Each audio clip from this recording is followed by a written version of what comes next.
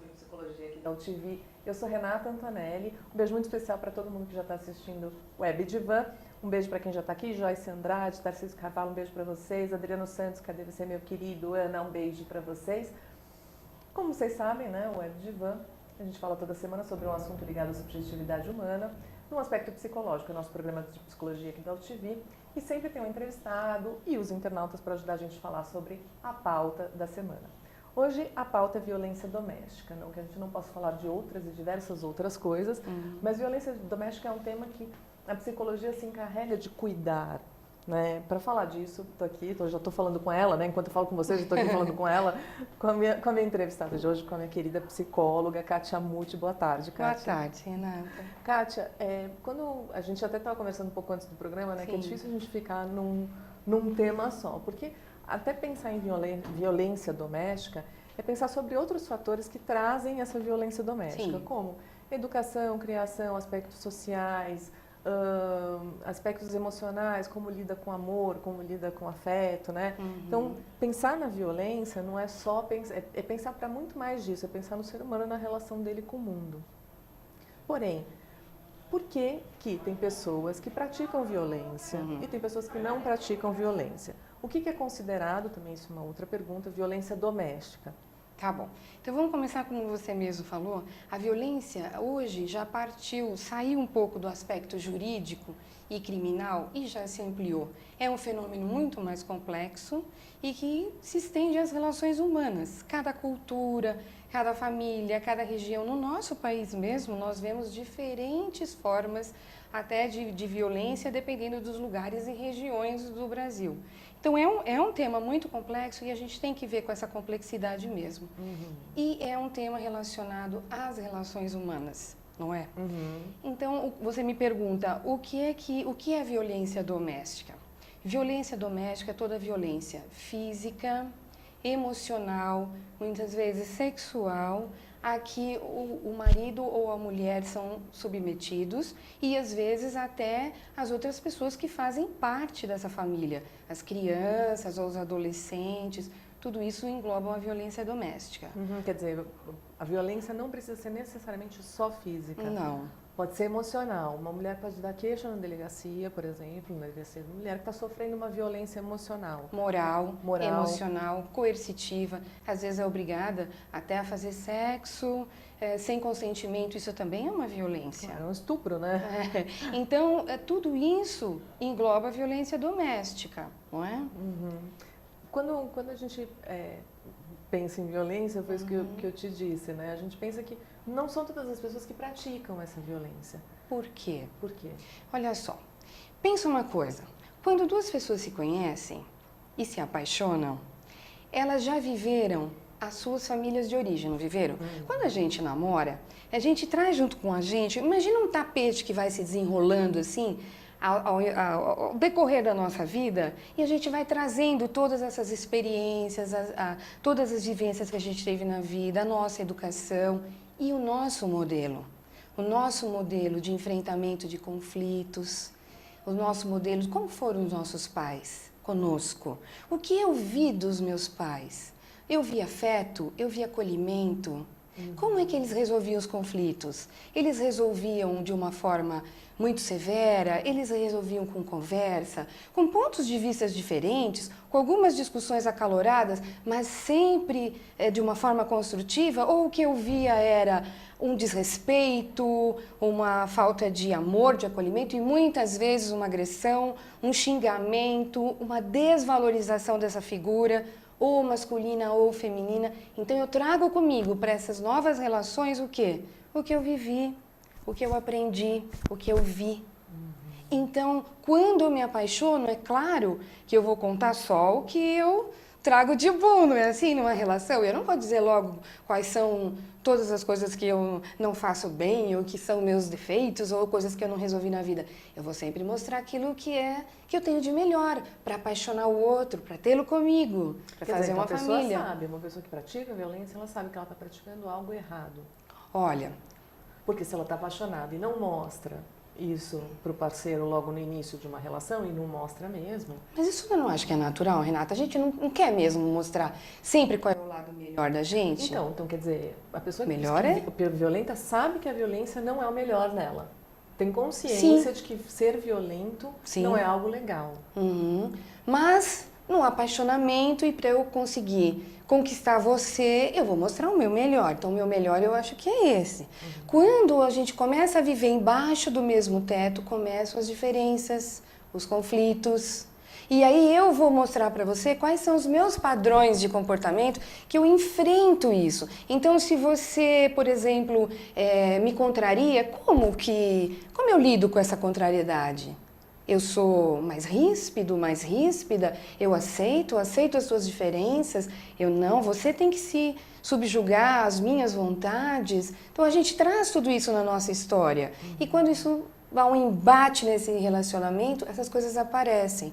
Então você me pergunta, por que tem gente que é violenta e gente que não é violenta? Porque tem gente que aprendeu esses padrões de comportamento. Ouviu isso como uma coisa natural, como uma coisa... uma forma deles se expressarem. Essa comunicação através dessa violência que pode ser moral, que pode ser física e de várias formas, né? E que às vezes, né, é isso, por mais que saiba que está errado, entende como uma saída para a frustração, por exemplo. Então, exatamente. Se você não está comigo, eu te violento. Você é obrigada a querer estar comigo. Claro. Né? Eu entendo que assim, tudo que a gente vive, que a gente faz e como a gente se comporta tem muito a ver com os nossos modelos sociais, familiares, né, educacionais, culturais, exatamente. E é isso, mesmo uma pessoa tendo um modelo de agressividade, ela é capaz de se tornar agressiva, né? Assim, e isso a gente não pode entender como algo normal, a gente pode entender como algo natural no ser humano. A violência é algo que vem com a gente, né? Como se a gente tivesse uma predisposição mesmo para ser violento. A gente reage com violência a algumas coisas. Sim. E talvez tem pessoas que têm um limiar mais baixo de frustração, como isso. Então, você não pode dizer que você não quer ir comigo ali na padaria. Você não tem esse direito. Porque eu não posso me frustrar, porque eu queria ir na padaria com você. Logo, eu te bato ou te assedio moralmente ou psicologicamente para te fazer ir na padaria comigo. Quer dizer, para fazer a minha vontade. Isso. E até financeiramente também, né? Isso é um outro dado que a gente vê nos estudos recentes. Quanto maior é o nível de escolaridade e a mulher, se ela consegue um trabalho formal, menor é o índice de violência. Por quê?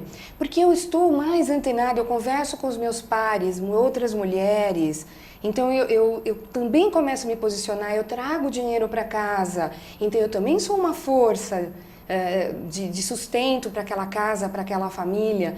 Então a gente vê... Tudo isso reflete nesse relacionamento. Muitos homens não aceitam também. Que a mulher às vezes tenha o seu trabalho, ou ganhe mais, ou tenha a sua independência, ou possa pensar através deles ou acima deles. Nós temos um modelo muito patriarcal ainda. O homem é o que sustenta, o homem é o provedor, ele paga, ele que dirige. Muitas mulheres até acham esse modelo masculino mais ou possessivo ou ciumento, vem até como um aspecto positivo. E os homens querem que as mulheres, né, tenham um aspecto menos reclamão, menos... não é impositivo, mas assim, menos... aquelas pessoas que ficam pedindo muito carinho... carentes, né? E tal. O homem acha essa mulher chata. Então, esses modelos que já se cristalizam na vida da gente, a gente traz para essas relações. E isso, na hora que algum conflito aparece, isso destampa mesmo. E fica permeando essas relações. E as crianças envolvidas nesse ambiente familiar de violência doméstica são extremamente prejudicados. Tem muitos estudos até de desnutrição ou de baixa de cognição, em crianças que estão sendo, por exemplo, nascem num ambiente que já está num momento violento. Essas crianças não têm um amadurecimento até biológico mesmo, que possa trazer futuramente algum transtorno de humor, alguma baixa na memória, na cognição. O desmame, as mães que estão amamentando, e há uma violência nesse contexto, nesse momento, as mães não ficam com estresse pós-traumático, o leite fica com problemas, não consegue amamentar. Então você vê como é um círculo que vai se perpetuando e que pode tornar esses espectadores da violência futuros agressores. Isso é uma coisa muito triste da nossa realidade, né? É, claro, até porque, né, se você entende, sei lá, se você teve um pai violento, né, eu vejo que as pessoas, além dos traumas, etc., do que causa, elas seguem por dois caminhos. Ou eu nunca bato em ninguém, o que isso seria o certo, tá, gente? Ou, né? Ou, também isso não quer dizer que não é amor, porque meu pai batia na minha mãe e eles se amavam e ficaram a vida toda juntas. Né? Quando eu sinto um impulso agressivo, eu posso pôr pra fora, porque não quer dizer que eu não amo aquela outra pessoa. Quer dizer, visto o modelo, né? Sim. Porque eu acho que, assim, lógico que existem pessoas que praticam violência e que nunca sofreram violência. Também. Né? Também. Mas muitos estudos, eu fiz recentemente uma revisão de literatura em relação ao papel do agressor, o perfil psicológico do agressor, em vários estudos de vários países que estudam o agressor, e a gente vê que ele não tem idade, ele não tem nível de escolaridade, assim, não tem um grupo que é mais específico. Propício a ser violento. A violência está em todas as culturas, em todas as idades, em todas as classes sociais. E o agressor é sempre aquele que está mais perto. Então isso também é um fator que a gente não pode desprezar. É o pai, não é? É o marido, ou é a mãe. A mulher também é agressora, muito menos do que o homem. A gente já falou isso uma Mas vez no programa, foi muito engraçado a reação dos internautas, né? Porque é isso, a gente espera que o homem seja violento numa cultura machista, não a mulher. Mas sim, né? Tem mulheres que são agressoras. Existem. Batem nos maridos. Nos filhos. Sim, nos a filhos. Violência doméstica não se restringe só ao casal, né? Ao casal, a um dos cônjuges com os filhos, com adolescentes, crianças. Não se restringe mesmo. Você disse uma coisa que também me fez pensar. Você disse assim, a natureza da gente é violenta. Na verdade, a violência faz parte da natureza humana, não é isso? O natural é a gente ter o potencial de violência, não que a gente pratique a violência. Sim, e que serve para nos defender. Não é? Então, muitas vezes, os casais ou as pessoas que são violentas acreditam que estão se defendendo. Simplesmente contra alguma coisa que vai totalmente contra aquilo que ele está esperando do outro. Essa é a forma dele se relacionar. Mas existe também o prazer pela violência, né? Tem pessoas que sentem prazer em ser agressivas ou pessoas que sentem prazer em serem agredidas. Então isso já é mais patológico, não é? Isso já é uma discussão um pouco mais ampla. Mas praticar violência doméstica não chega a ser patológico, né? Sim, então a gente já vê que existe mesmo um comprometimento. Chama-se transtorno de humor. Existem personalidades assim mais violentas ou mais patológicas e a gente encontra muito nesses casais dentro dessa violência doméstica, tanto o homem quanto a mulher. Que tipo de patologias, por exemplo? Transtornos de humor, uma hora você tá afetivo com a pessoa, outra hora você o seu limiar é tão pequeno que alguém fala uma palavra errada, ele já vira uma reação extremamente descontrolada. Isso é um transtorno de humor, um jeito mais fácil da gente entender, né?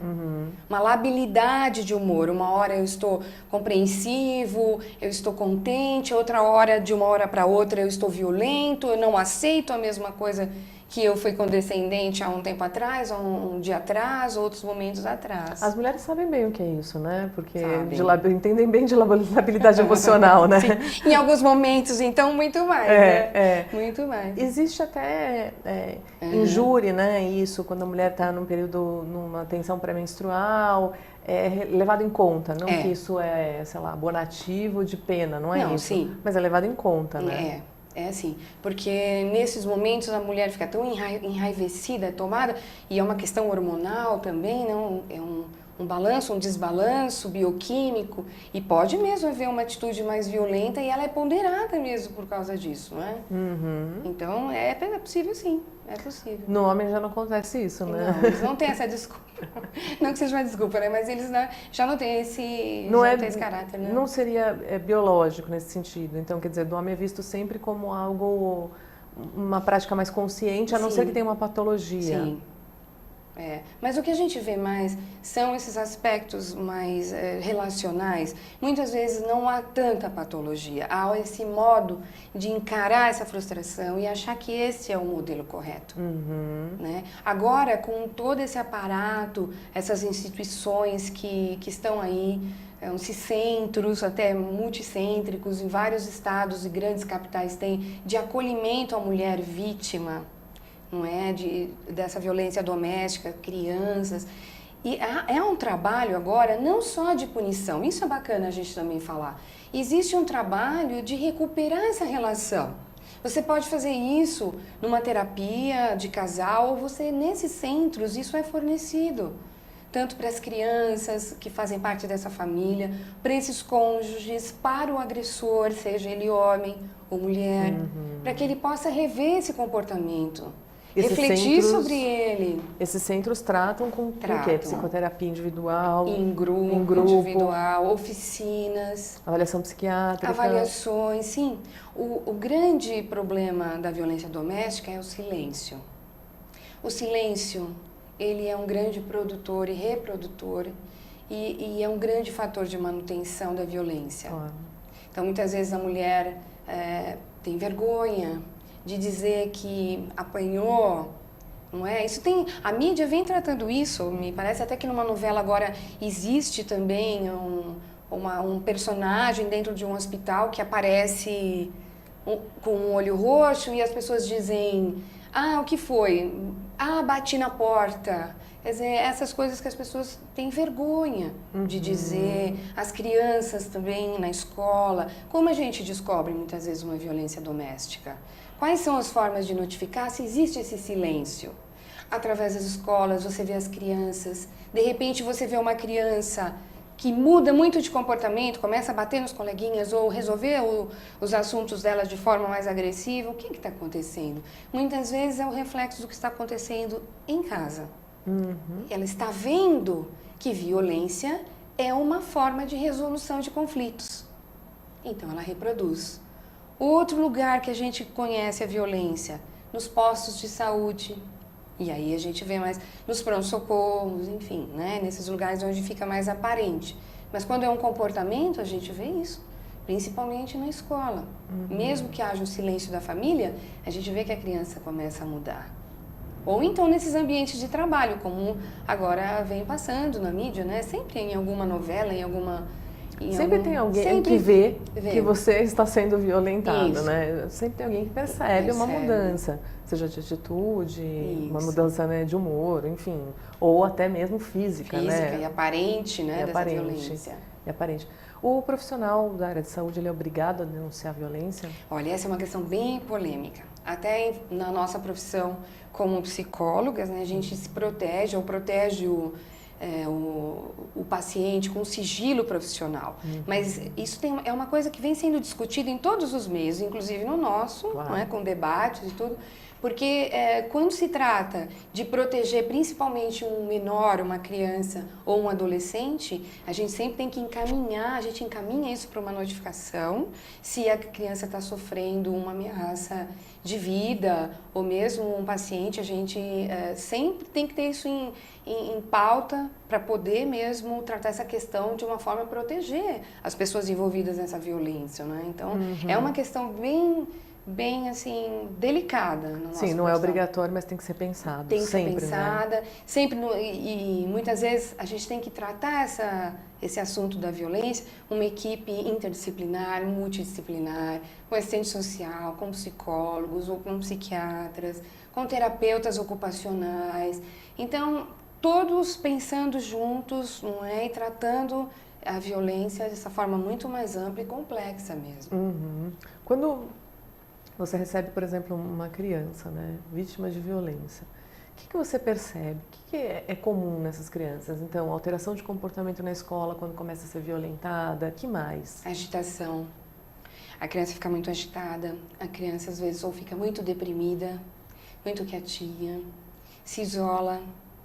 Falta de apetite, né? Que Falta você de tá falando. apetite, né? A criança, você vê que ela muda totalmente. Ela fica mais apática, há uma tristeza, não é? Então são indicadores. Hoje tem uma equipe que trabalha com esses indicadores, pesquisando indicadores, até que a gente possa, como se fosse um diagnóstico, algum material mesmo para crianças até bem de idade bem pequena, que a gente possa ter esse material como uma comprovação ou um indício muito forte de que essa violência está acontecendo. Quando a criança vai para o sistema judiciário, e aí o juiz pede para um psicólogo falar com essa criança, para saber, para tentar investigar se está sofrendo violência ou não. Enfim, já existe a queixa, já está em juízo, que, né, não é se sim ou não. Sim, já está sofrendo violência, mas assim, precisa do depoimento da criança, vamos supor, o juiz quer o depoimento da criança. O que está sendo feito agora, e tem já várias salas, principalmente em São Paulo, são salas dentro dos tribunais para as crianças que são feitas com paredes, né, decoradas para crianças, tem objetos infantis, mesa pequena. Porque a criança, quando ela se sente acuada, é muito mais difícil ela falar. Sem dúvida. Do que se ela tiver à vontade no ambiente, claro, né? Então, se você chegar coercitiva para uma criança, você sofre violência ou você sofre violência. Né? É óbvio que a criança não vai se abrir dessa forma. Papai bate em você, papai bate em te você. bate. Né? A criança não vai falar, porque existe esse pacto de silêncio. Até porque a criança não quer sair do lar. Porque tem essa questão também. Claro. Como é que você vai retirar a criança? O medo de abandono, né? Vou falar mal do meu pai, ou mal da minha mãe, e eu vou ser abandonada. E aí? Pois é, existe amor também, não é? Existem laços afetivos nessa família. Às vezes é dela com o irmãozinho, dela com o avô, com uma avó, ou com um dos pais. E vai perder esse laço. O que vai acontecer? Então eu fico em silêncio. Então a criança, quando vai para essas sessões, ela é observada nesses ambientes, porque às vezes até o brincar dessa criança pode te trazer indícios de que ela está sofrendo alguma coerção ou alguma violência, que muitas vezes não é nem só física, pode ser sexual também. Isso é bastante interessante de falar, é que assim, no brincar, muitas vezes, que a gente vai entendendo a história que está acontecendo ali na vida da criança. Uma vez eu atendi uma criança que ela se sentia, ela não sofria violência, mas ela se sentia muito ameaçada. Sim. Quando a mãe saía de casa, trancava a porta e deixava ele e a babá presos dentro de casa para ela ir trabalhar, porque ela não queria que a babá saísse com a criança, enfim, uma história, né, desse tipo. Pelas razões dela, por proteção, talvez, enfim. Né? A questão é que a criança foi passar com uma sessão comigo, eu estava lá jogando fazendinha com a criança, montando fazendinha. Então são vários animaizinhos de plástico, árvore, casinhas, e a criança montando a fazendinha. E ela fez um cercado e pôs vários animais dentro, né? E ela me contou que o cavalo era ele, né? E que tinha também uma vaquinha, que era a vaquinha que ficava com ele de dia. E que, mas que a mamãe do cavalo, a mamãe cavalo, não deixava a cerca nunca ficar aberta. Sim. E que ele tinha que ficar lá, e às vezes ele não queria ficar com a vaquinha lá. Ele queria sair, então ele estava treinando para pular a cerca, entende? Quer dizer, é uma brincadeira, eu estou contando isso para os internautas, porque assim, parece uma brincadeira de criança, né? Pular a cerca. Mas se você entende o contexto que está por trás disso, ou se você usa essa brincadeira para entender simbolicamente o contexto que está atrás disso, e aí você tem que ir perguntando, obviamente, né? E aí ele vai contando, você fica com a tua babá, aonde, o que você faz? O que faria esse cavalinho ao sair daqui? Esse cavalinho está triste, não está? Ele quer pular para ir para onde? O que ele quer fazer? Ao brincar, é o jeito da criança se expressar. A criança expressa o seu mundo brincando. Claro, ela não tem essas palavras que a gente tem para usar, então ela precisa usar em atitudes, né, no brincar. E por isso essas salas que eu falei do sistema judiciário, elas são equipadas com vários tipos de brinquedos, né, para os profissionais poderem, assistente social, psicólogo, poderem jogar com as crianças e fazer esse tipo de pesquisa. Junto com isso tem vários outros tipos de testes psicológicos, enfim, Tem. né? Várias outras coisas que dá para ver o que está acontecendo. São esses testes que eu estou dizendo para você que já existe uma equipe que trabalha com violência há muitos anos e tem tentado produzir isso. Isso vai ser testado e logo nós vamos também poder contar com esse instrumento de apoio a poder diagnosticar isso. Porque uma criança que vem ao seu consultório, ela não vai dizer. E mesmo que ela diga alguma coisa, ela é pequena, ela tem 4, ela tem 5, ela tem 6 anos. Fantasia, E você não sabe dizer direito, pode ser o entendimento que a criança tem daquilo, a gente não sabe. Né? Uma criança, ela pode falar por si, claro, né, que pode, mas geralmente você também, é difícil você separar a fantasia e a realidade da criança porque ela precisa da fantasia para sobreviver àquela violência. Então ela fantasia. Ela não disse para você, aqui há um cercado, aqui é o cavalinho, a mamãe cavalo saiu para trabalhar e esse cavalinho está tentando pular, né? Eles mostram de várias formas. E eles precisam resolver esses conflitos. Não é? Então, como todos, né? Nós começamos falando dos adultos, agora estamos falando das crianças, mas essa criança também vai ser um adulto. Então, imagina qual vai ser os padrões também, como é que ela vai resolver? Isso precisa ser resolvido, né? Assim, trabalhado, elaborado. Precisa. O que a gente percebe, em geral, é que as pessoas que sofreram violências, abusos, são pessoas que carregam isso a vida toda, se mal trabalhadas ou se não trabalhadas, né? E isso tem uma expressão direta em vários tipos de atividade, porque a gente, né, nós não somos mais crianças e não brincamos daquele jeito, mas a gente brinca de outros jeitos. Sim. Né? A gente brinca de falar com o outro. Então, se a gente acha que nossa brincadeira pode envolver violência, o que a gente se torna? Pessoas agressivas, aquelas que xingam no trânsito, qualquer um, né? Só porque simplesmente foi fechado. Qual foi o exemplo que a gente teve? Também, isso eu acho que é muito importante e isso faz com que a gente pense a educação. Né, de uma forma mais ampla, não falando exatamente da violência, mas assim, Sim. Nós somos frutos de uma educação e de um sistema, como a gente disse, né, social, cultural, familiar, educacional, político. É difícil a gente pensar que num país tão machista como o Brasil, a gente não encontre muito mais homens violentos do que mulheres violentas. Né? Para o homem parece que é mais permitido do que para a mulher. Bater, estuprar, por exemplo. Pois é. Né? Existem mulheres estupradoras? Existem. Existem? Nessa revisão de bibliografia que eu fiz, de literatura, existem, mas muito menos. Muito menos, infinitamente menos, mas existem sim. Talvez até pela força física, né? Muito mais difícil uma mulher prender um homem para abusar de um homem. Então, mas há uma particularidade, Renata. Nas mulheres, as mulheres abusadoras são abusadoras de crianças ou de adolescentes. Ah, tá. Nunca de adultos. Muito difícil de adultos. Até por essa questão, que acho que... Pela questão da força. Acho que tem essa questão da força física, né? Até você falando, lógico, foi eu que te falei, né? Eu levantei essa bola de que é muito difícil a gente pensar nisso, mas aí você ficou falando, eu fiquei pensando, nossa, eu não consigo imaginar, né? Assim, como que uma violência de agressão, sim, violência sexual, assim... É bem mais difícil a gente ver casos assim, né? Como você falou, bem mais difícil. De mulheres? De mulheres. Mas aí eu fiquei pensando, não sei se é porque não é permitido, né? Porque por mais que o país seja machista, enfim, que a gente viva nesse país, o mesmo tipo de alteração emocional ou, no homem, na mulher, né? E se a mulher pratica menos, é simplesmente por uma questão social? Eu creio que, olha, tem um grande componente disso mesmo, porque a mulher sempre, no nosso país mesmo, começamos a votar quando? Não há muito tempo. Começamos a ocupar cargos de gerência, de confiança, de cargos altos há pouco tempo. Ainda o salário da mulher que trabalha numa mesma a atividade do homem ainda é menor, às vezes 30% menor do que a do homem na mesma atividade.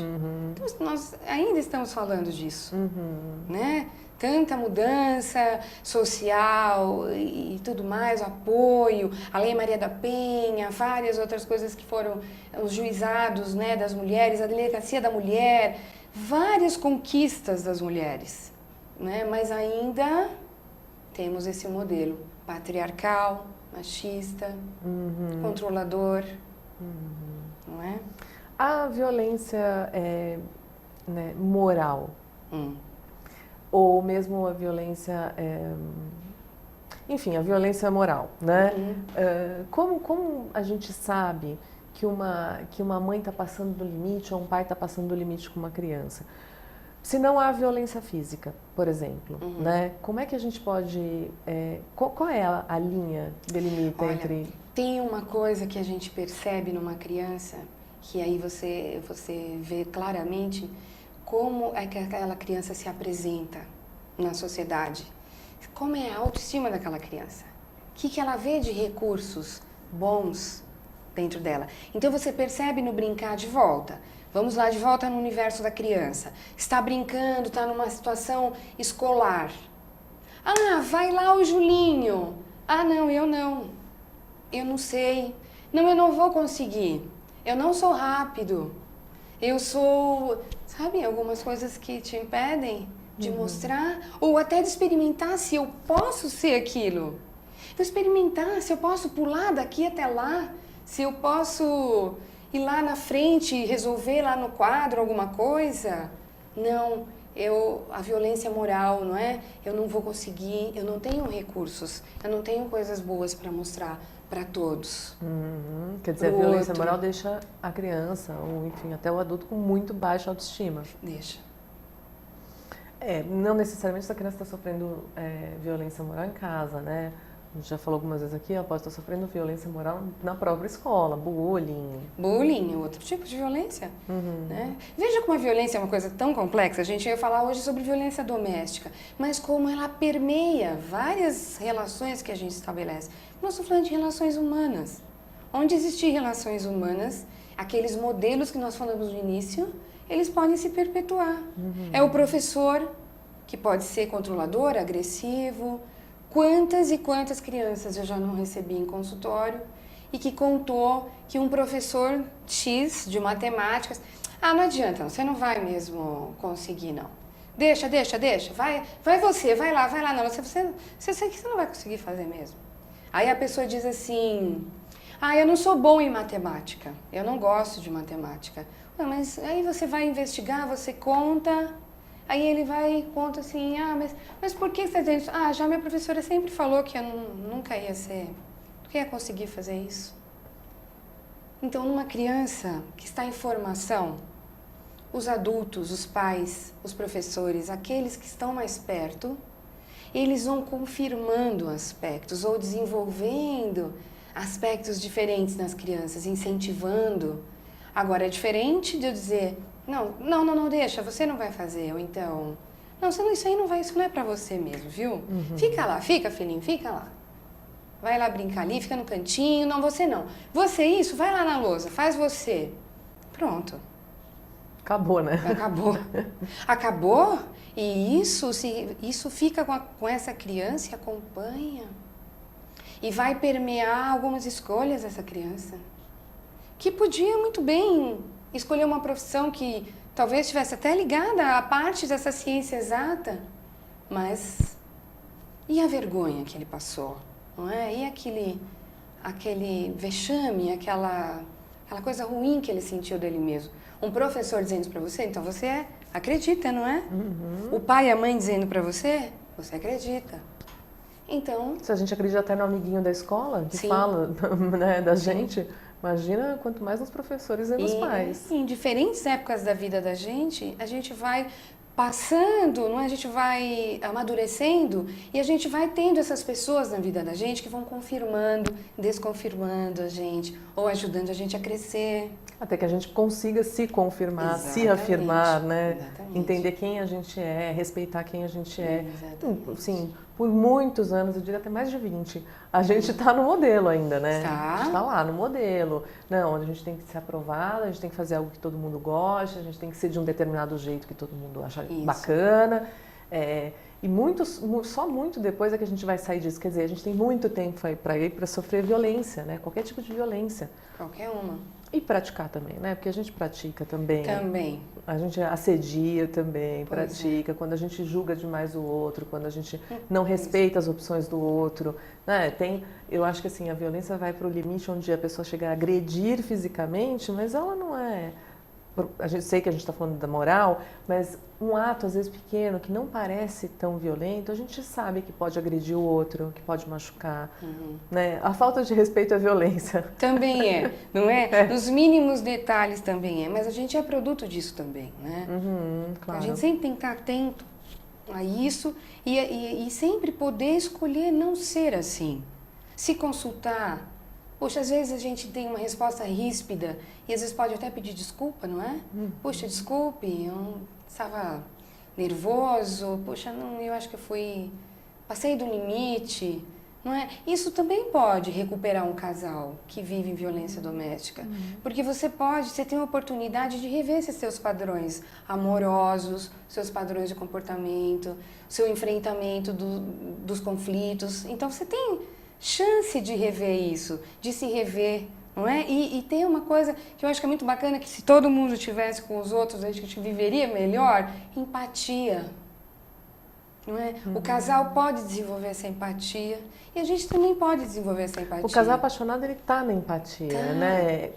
Aspas, tá na idealização, mas assim, tá ali querendo conhecer o outro, querendo ver o outro, né? Querendo estar com o outro, tentando se colocar no lugar do outro, tentando entender a vida do outro.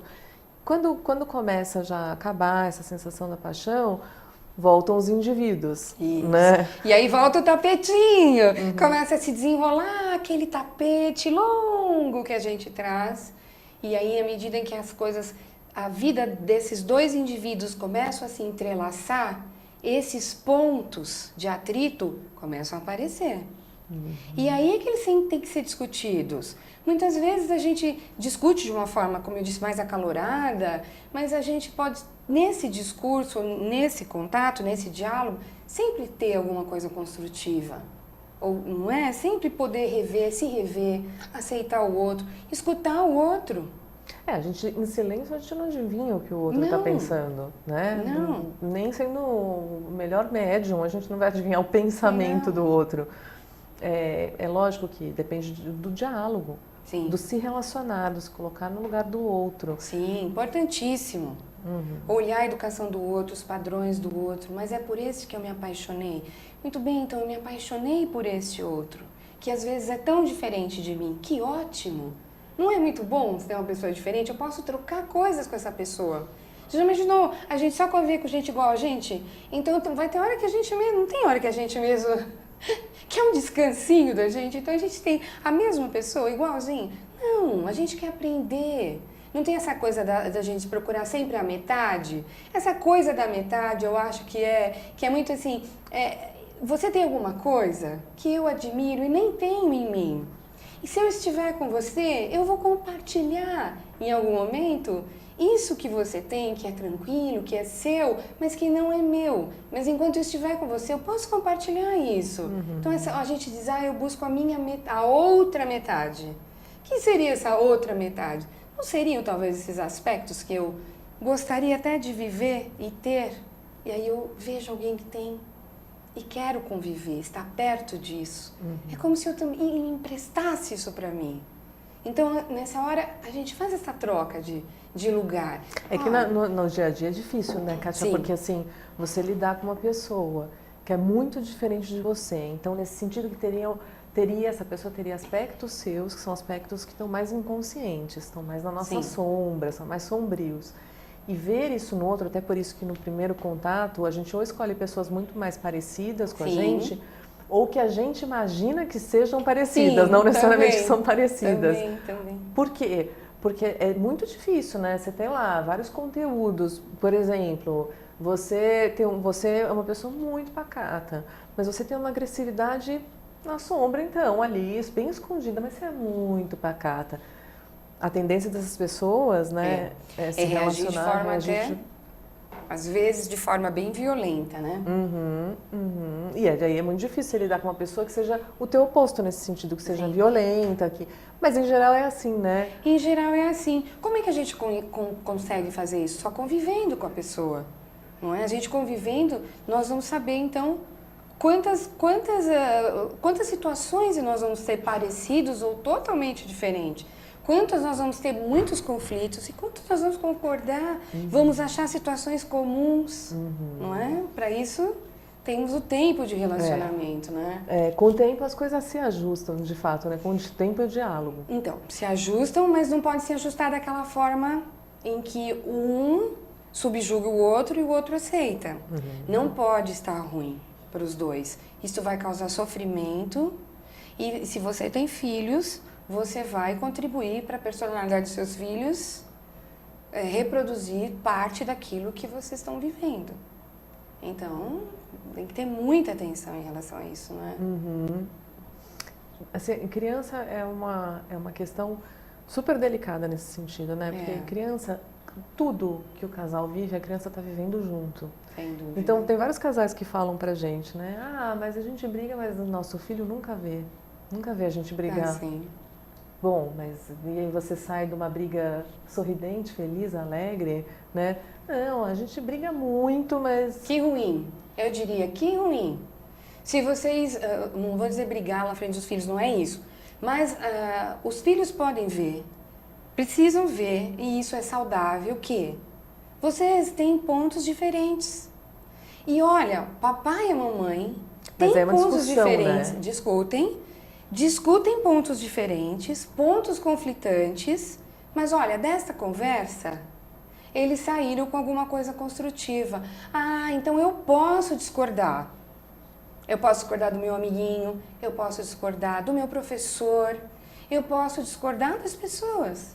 Eu posso falar minha opinião sem que isso cause uma coisa, um desastre. Isso vai destruir alguma coisa, destruir o amor, destruir o afeto? Não. Então, discutir na frente dos filhos, é claro, nós estamos falando em medidas e medidas, não é? Mas pontos de vista, discutir e a criança participar e ver que pode sair uma resposta positiva daquela discussão, mesmo pontos diferentes, conflitantes, vocês estão ensinando, os pais estão ensinando como é se relacionar de uma forma saudável.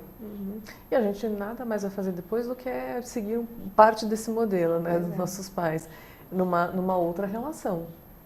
Quando a gente começar a se relacionar afetivamente, né, até a gente vai buscando modelos parecidos, porque é onde a gente sabe praticar ali o que a gente aprendeu. Claro, o que a gente né? conhece. É um modelo seguro, é o que a gente conhece, não é? Às vezes você tem uma mãe muito cuidadora, então você passa também a ser uma pessoa muito cuidadora. Às vezes até um homem cuidador, uma mulher cuidadora, não é? Às vezes também precisa tomar cuidado, não ser tão cuidador a ponto de abafar o outro. Não, eu cuido de você, você não pode cuidar de você, eu cuido de você. Isso pode se tornar outro ponto conflituoso. Né? Porque olha como eu sou boa, eu cuido de você, eu faço tudo, né? Mulheres são muito assim. A gente vem falando nos últimos programas sobre mulheres e super defendendo as mulheres, né? Falando... Mas as mulheres também têm muito disso, né? Olha como eu faço tudo.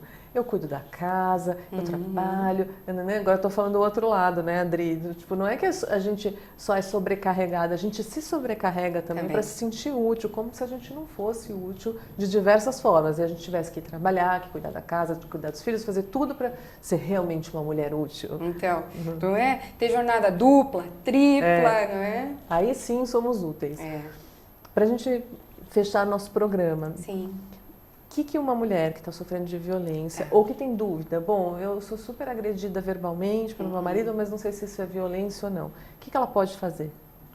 Ela tem que procurar ajuda ou terapêutica. Procurem. Não fiquem em silêncio. Existem hoje em todas as capitais, em maiores centros, E existem instituições que protegem, ou que acolhem, ou que possam ajudar a compreender o que você está vivendo. Então, existe essa possibilidade de você fazer uma denúncia, 180, 190, a polícia, em casos mais extremos, se você está sofrendo violência. Mas você também pode procurar esses centros, onde você pode receber orientação e ajuda, até de como lidar com o seu parceiro. A sua convivência pode ficar melhor, você pode recuperar essa relação e você pode recuperar a sua família também, você ser parte integrante disso. Então, procurar esses centros. Hoje existem centros de referência, no próprio SEDES existe um centro de referência, que é o Centro de Referência às Vítimas de Violência. Eles fazem esse trabalho que eu estou comentando, têm oficinas, acolhem as crianças. O SEDES é o Instituto SEDES Sapiens, Isso, né? o Instituto SEDES Sapiens. A gente está falando do Instituto de São Paulo, que fica em Perdizes. Isso. Que é só entrar no site do SEDES, né? CEDS, procura no Google SEDES. Isso. Você entrar no site do SEDES, que fala do centro. E não é só no SEDES, em São Paulo não, tem não, vários temos lugares. vários lugares que fazem. E hoje existe uma rede que se comunica entre instituições acolhedoras e instituições que são preventivas. Hoje isso que é o mais importante que a gente possa lembrar a todos vocês. Existe uma forma de prevenir. Vamos procurem esses centros de prevenção e atenção às vítimas de violência. Isso é um fator, hoje, a gente pode ver, que muita gente pode não sofrer tanto, as crianças, não é? A gente pode não chegar a essa violência física extrema e muitas vezes fatal, tão desagregadora, pessoalmente, individualmente e socialmente. Claro. Não é? Porque a gente vê novamente, os agressores já foram agredidos. Então a gente precisa parar com esse ciclo. Agredido, agressor. Agredido, agressor. Tá Kátia, certo? muito obrigada pela sua participação Obrigada na a vocês, Divã. Fiquei viu? muito feliz com a sua entrevista. Obrigada. Espero que vocês tenham gostado também. Volte sempre, falaremos de outros Obrigada. temas, né? Falaremos. Porque a Kátia, você fala muito sobre sexualidade humana. Isso. Você fez na USP, né? Fiz, sou especialista pela Faculdade Especialista de em Medicina. sexualidade humana. Isso. Ah, a gente tem que fazer um programa sobre sexualidade humana com a Kátia. Estaremos aqui, com todo prazer. Obrigada, Kátia. Obrigada pela Obrigada sua a você, participação. Renata. Obrigada pela participação de vocês no Web Divã. O Web Divã volta na sexta-feira que vem, às 15 horas. Boa tarde!